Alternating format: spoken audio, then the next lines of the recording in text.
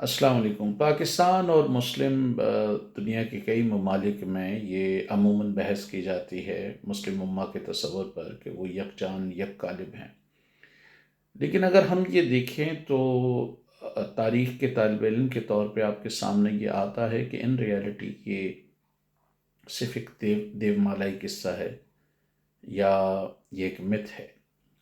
مثال کے طور پہ آپ شروع سے ہی دیکھ لیں، جو پہلی ڈویژن ہوئی مسلمانوں میں انصار اور مہاجر کی ہوئی، اس پر خیر کسی حد تک قابو پا لیا گیا۔ پھر دوسری بڑی ڈویژن جو ہے حضرت عثمان کے دور میں ہوئی، جب شیعان حیدر قرار اور شیعان علی جو ہے وہ آپس میں ان میں اختلافات ہوئے، خارجی پھر ایمرج ہوئے۔ پھر اس کے بعد امیر معاویہ اور حضرت علی کے درمیان لڑائیاں چلیں، پھر حسین اور یزید کے درمیان جو ہے وہ جنگ چلی۔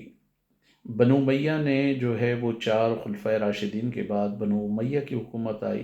حضرت امیر معاویہ جو شام کے آلریڈی گورنر تھے، انہوں نے تقریباً 19 سال حکومت کی۔ اس کے بعد برٹرن رسل نے ان کو امپائر بلڈر قرار دیا۔ اس کے بعد بنو عباس کی گورنمنٹ آ گئی۔ بنو امیہ کے دور میں ابو مسلم خراسانی، ابو العباس الصفا، ان لوگوں نے بغاوت کھڑی کی۔ ان کا کہنا یہ تھا کہ جو ہے وہ حکومت اہل بیت کے ہاتھ میں ہوگی، اور حضرت عباس جو حضور صلی اللہ علیہ وسلم کے چچا تھے، ان کے خاندان میں سے قبیلے سے لوگ اٹھے، اور ابو مسلم خراسانی نے جو ہے وہ ایران اور دوسرے علاقوں میں عراق، ایران اور دوسرے علاقوں میں جو ہے وہ بنو امیہ کے خلاف کام کرنا شروع کیا۔ اور ابو العباس الصفا بنو امیہ کے 89 ایئرز کی حکومت کے بعد وہ برسر اقتدار آیا۔ اس کے بارے میں کہا جاتا ہے کہ اس نے بنو امیہ کی لوگوں کی لاشوں کے ٹکڑے کر کے اس پہ دسترخوان بچھا کے کھانا کھایا۔ کچھ لوگ کہتے ہیں کہ انہوں نے ایسی پوری لسٹ بھی بنائی کہ کن کن لوگوں کو قتل کیا، اور اس میں کئی جو ہے وہ چھوٹے بچے بھی تھے، انفینٹس بھی تھے۔ بنو امیہ کا جب اقتدار ختم ہو گیا تو ان میں سے ایک، ان کا جو پرنس تھا، وہ وہاں سے بھاگنے میں کامیاب ہو گیا، عبد الرحمن، اور اس نے جا کر پھر 5 سال تک وہ در بدر پھرتا رہا۔ پھر جا کر اس نے الاندلسیہ میں جو ہے وہ حکومت قائم کر لی۔ الاندلسیہ میں ڈفرینٹ سٹی اسٹیٹس بھی بعد میں بنی، تو مسلمان وہاں چلے گئے۔ پھر یہ جو بنو عباس کا ٹائم رہا، یہ تقریباً آپ سمجھ لیں تقریباً 400-500 سال سے زیادہ رہا، لیکن ان دا مین وائل 9 سینچری سے جو ہے وہ فاطمیت نے بھی کام کرنا شروع کر دیا تھا، اور بالآخر انہوں نے مہدویہ میں اور پھر ایجپٹ میں انہوں نے فاطمید امپائر بنا لی۔ پھر فاطمید کا ہی ایک دھڑا ٹوٹ کر اس نے بحرین پہ قبضہ کر لیا، کرمتی جنہیں کہتے ہیں۔ فاطمید میں بھی مزید آگے چل کے یا اسماعیلی شیعوں میں بھی 2 ڈویژن ہو گئی، مستعلی اور نظاری۔ نظاریوں نے جو ہے وہ ایران میں علموت میں اپنا قلعہ بنایا، شام کا بھی کچھ حصہ ان کے پاس تھا، جبکہ مستعلی جو ہے وہ وہاں پر حکومت کرتے رہے ایجپٹ میں، اور فائنلی پھر وہاں سے بھی وہ ختم ہو گئے، مملوک آ گئے۔ ایون جو بنو عباس کے ٹائم میں بھی ایک وقت میں ایک شیعہ رولر بھی وہاں پر آئے، بیوروکریسی میں ٹاپ بیوروکریسی میں اہل شیعہ آئے۔ پھر بعد میں جو ہے وہ سلجوق جو غلام تھے، انہوں نے اپنے لیے جو ہے وہ راستہ بنایا، اور ان ریالٹی وہ رولر بن گئے، اور وہ بھی مسلمانوں کے خلاف لازمی آتے، مسلمان رولر کے خلاف آئے تھے۔ پھر مملوک جو غلام تھے، انہوں نے ایجپٹ میں اور سیریا میں اور کچھ اور علاقوں میں حکومت کرنا شروع کر دی۔ Again they fought against Muslim, اور ایک سرٹن اسٹیج پر ہارون رشید کے بارے میں کہا جاتا ہے کہ اس نے غالباً شارلمین یا کسی اور یورپی رولر کو کہا کہ اگر بنو امیات کی جو چھوٹی سی گورنمنٹ الاندلسیہ میں رہ گئی تھی، اس کے خلاف جوائنٹ وینچر کیا جائے۔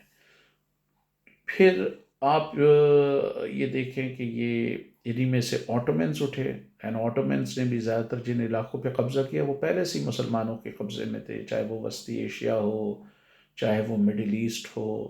اور آٹومین نے جو ہے وہ تو ان میں ایک روایت تھی برادر کشی یا فریٹریسائڈ کی، کہ ایک بھائی اگر حاکم بنتا تھا تو وہ کوشش کرتا تھا بقیہ سارے بھائیوں کو قتل کر دیں۔ تو اس سارے معاملات میں آپ کو کہاں جو ہے وہ مسلم امہ کا تصور نظر آتا ہے. زیادہ تر لوگ آپس میں ایک دوسرے کے خلاف لڑ رہے ہیں.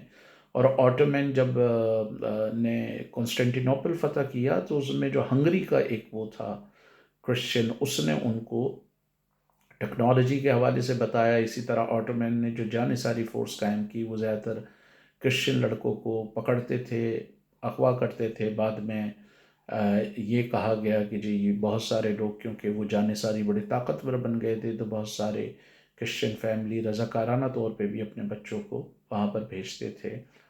تو یہ جو جانصاری فورس بنائی تھی وہ بنیادی طور پہ اس لیے بنائی تھی کہ آٹومن خاندان کے اندر اتنی چپکلش تھی کہ وہ اپنے بھائیوں پر، اپنے رشتہ داروں پر ٹرسٹ نہیں کرتے تھے. اسی لیے انہوں نے، مورخین کا دعویٰ ہے کہ انہوں نے یہ پوری جانصاری فورس بنائی جس میں ایک بالکل ایلین لوگ کو لے کر آئے.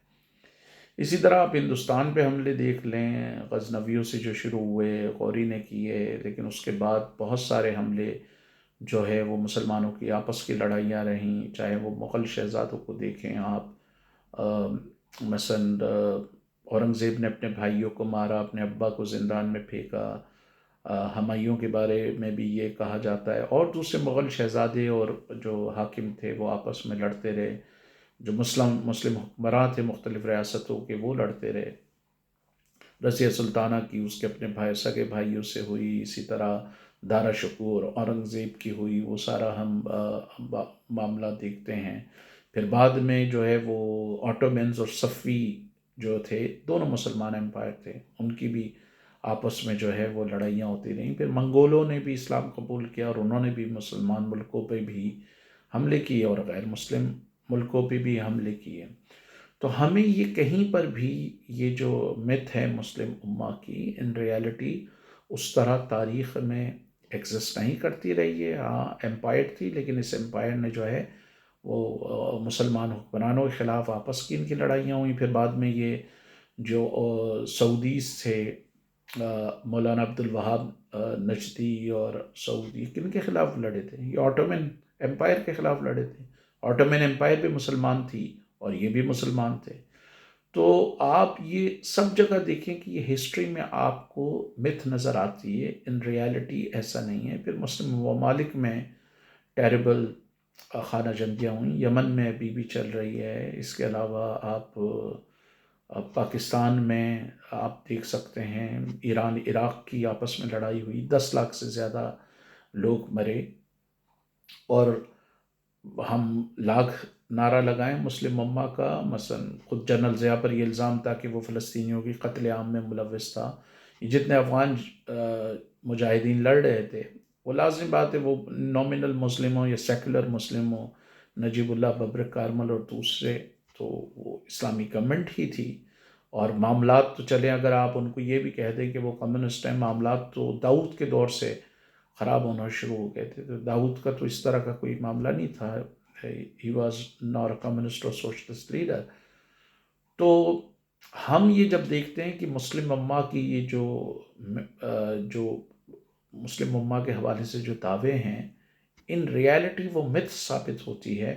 اور جدید دور میں تو اسپیشلی قومیں اپنے جیوگرافیکل باؤنڈریز کے حوالے سے زیادہ کنسرن ہیں. سعودی عرب کا جو رویہ ہے وہ لازم بات ہے، وہ کہتے ہیں کہ ہمیں اپنے ملک کو دیکھنا ہے، اپنے نوجوانوں کو دیکھنا ہے. تو کچھ مسلم ممالک میں یہ مسلم امہ کا نعرہ بڑا وہ ہے، بہت بلند ہے، لیکن ان ریالٹی تو اس نہیں ہے. قومیں اپنے جو ہے وہ قومی مفادات کے تحت جو ہے وہ پیش قدمی کر رہی ہیں. مثلا ٹرکی بہت زیادہ نعرہ لگائے مسلم امہ کا، لیکن اس کے اسرائیل سے بڑے اچھے کمرشل اور تجارتی تعلقات ہیں. آذربائیجان ایک مسلم ملک ہے، اس کے جو ہے ٹرکی سے بھی بڑے اچھے تعلقات ہیں اور اسرائیل سے بھی بڑے تعلقات ہیں. اسی طرح جو گلف کے عرب مونارکس ہیں ان کے بھی اسرائیل سے بڑے اچھے تعلقات ہیں.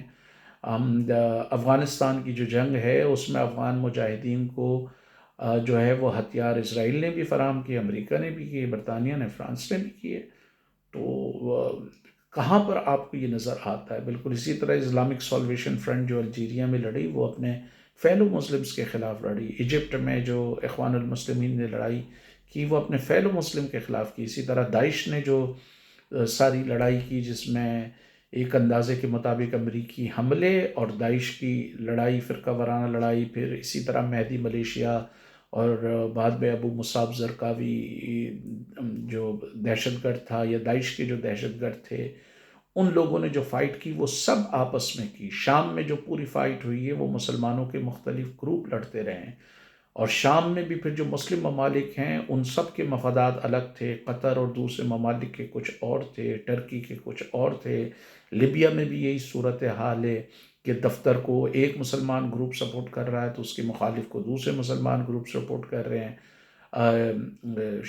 سوڈان میں بھی یہی صورتحال ہے کہ کچھ مسلمان گروپ ایک کو سپورٹ کر رہے ہیں، کوئی دوسرے کو سپورٹ کر رہے ہیں۔